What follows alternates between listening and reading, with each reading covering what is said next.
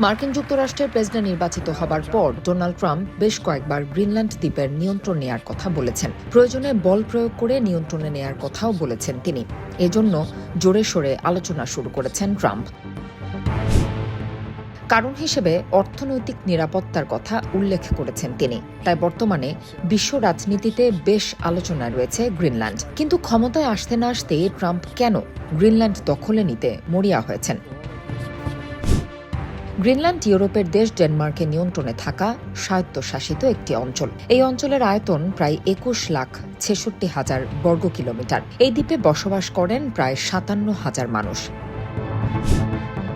বিশ্বের বৃহত্তম দ্বীপ গ্রিনল্যান্ড প্রাকৃতিক খনিজ সম্পদে ভরপুর। দ্বীপটির বিপুল খনিজ সম্পদই মূলত সবার আগ্রহের জায়গা। তবে গ্রিনল্যান্ডের খনিজ সম্পদের বেশিরভাগ অব্যবহৃত অবস্থায় রয়েছে। পশ্চিমা বিশ্বের আগামী কয়েক দশকে যে পরিমাণ খনিজ সম্পদের প্রয়োজন হবে তার সবটাই সরবরাহ করতে পারবে গ্রিনল্যান্ড। এমন সক্ষমতার ক্ষেত্রে এই দ্বীপের ধারে কাছে কেউই নেই। বর্তমানে পুরো দ্বীপ এলাকায় মাত্র 2টি সক্রিয় খনি রয়েছে। বিরল মৃত্তিকা ধাতুর 8ম বৃহত্তম মজুত রয়েছে এই দ্বীপে। বিশেষ করে সোনা, নিকেল, কোবাল্টের মতো প্রচলিত খনিজের বড় মজুত রয়েছে এখানে। এছাড়া ডিসপ্রোসিয়াম, নিওডিনামিনিয়াম আর টার্বিয়ামের মতো প্রচলিত খনিজের বৃহৎ মজুত রয়েছে। 34টি নিবন্ধিত অপ্রচলিত খনিজের মধ্যে গ্রিনল্যান্ডে রয়েছে প্রায় 23টি। ফলে নবায়নযোগ্য জ্বালানি খাত, নতুন নতুন সামরিক সরঞ্জাম এবং ইলেকট্রনিক্সের ভোক্তা বাজারে উদীয়মান প্রযুক্তি ব্যবহারের পরিপ্রেক্ষিতে এসব অপ্রচলিত খনিজের গুরুত্ব হঠাৎই বেড়ে গেছে। গ্রিনল্যান্ডের বাইরে চীনে এসব খনিজের ব্যাপক মজুদ রয়েছে। এসব খনিজ বৈশ্বিক উত্তোলন ও সরবরাহের বেশিরভাগের নিয়ন্ত্রণ চীনের হাতে। চীনে বিরল মৃত্তিকা ধাতুর সবচেয়ে বড় মজুদ থাকা সত্ত্বেও পশ্চিমারা বিকল্প সরবরাহ নিশ্চিত করতে চায়। আর এ কারণেই গ্রিনল্যান্ডের খনিজ সম্পদ অনুসন্ধানের প্রতি পশ্চিমা দেশগুলোর আগ্রহ ক্রমেই বাড়ছে।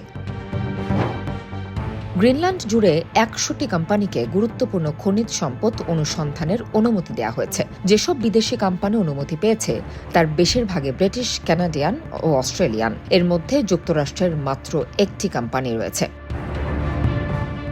গ্রিনল্যান্ডের খনিজ শিল্পে বিনিয়োগের 11% বর্তমানে চীনের হাতে। গ্রিনল্যান্ডের খনিজ বিভাগের তথ্য অনুযায়ী এই ক্ষেত্রে অস্ট্রেলিয়া ও যুক্তরাষ্ট্রের পরেই চীনের অবস্থান। গ্রিনল্যান্ড সম্পদ সমৃদ্ধ হওয়া সত্ত্বেও তাদের অর্থনীতি এখনও সরকারি খাত এবং মৎস্য সম্পদ নির্ভর।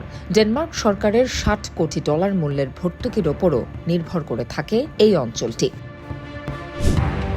গ্রিনল্যান্ডের বার্ষিক জিডিপির পরিমাণ $300 কোটি বেশি। আগামী 1 দশকের মধ্যে আরও 3 থেকে 5টি খনি চালু হবে। তবে দুর্গম অবস্থান ও প্রতিকূল আবহাওয়ার কারণে গ্রিনল্যান্ডে খনির কার্যক্রম চালানো সহজ নয়। এ দ্বীপের 80% বরফের চাদরে ঢাকা। এখানকার পর্বতগুলো দুর্গম ও বসতি এলাকাগুলোর মধ্যে কোনো রাস্তা নেই।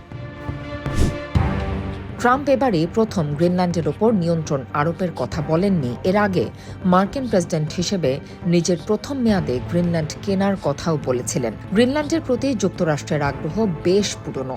1946 সালে দ্বিতীয় বিশ্বযুদ্ধ শেষে ডেনমার্কের কাছ থেকে গ্রিনল্যান্ড কেনার প্রস্তাব দিয়েছিলেন মার্কিন কর্মকর্তারা। তবে ডেনমার্ক প্রস্তাব প্রত্যাখ্যান করেন। পরবর্তী সময়ে বেশ কিছু চুক্তির আওতায় যুক্তরাষ্ট্র সেখানে শুধু সামরিক ঘাঁটি গড়েনি, বরং একটি পারমাণবিক চুল্লি ও পারমাণবিক বর্জ্য নিষ্কাশনের জন্য একটি স্থাপনাও বানিয়েছে। গ্রিনল্যান্ডের ওপর নিয়ন্ত্রণ অর্জনের চেষ্টার পেছনে যুক্তরাষ্ট্রের অনেক উদ্দেশ্য রয়েছে। তবে ট্রাম্পের পক্ষ থেকে বারবার দ্বীপটি নিয়ে আগ্রহ দেখানোর বড় কারণ গত 1 দশকে সেখানে চীনের ক্রমবর্ধমান উপস্থিতি। কার্যত ইউরেনিয়াম সহ বিলিয়ন বিলিয়ন ব্যারেল তেল ও প্রাকৃতিক গ্যাসের বিশাল মজুদ এবং ভূখনিজ বাজারে বর্তমানে চীন বিশাল জায়গা দখল করে রেখেছে।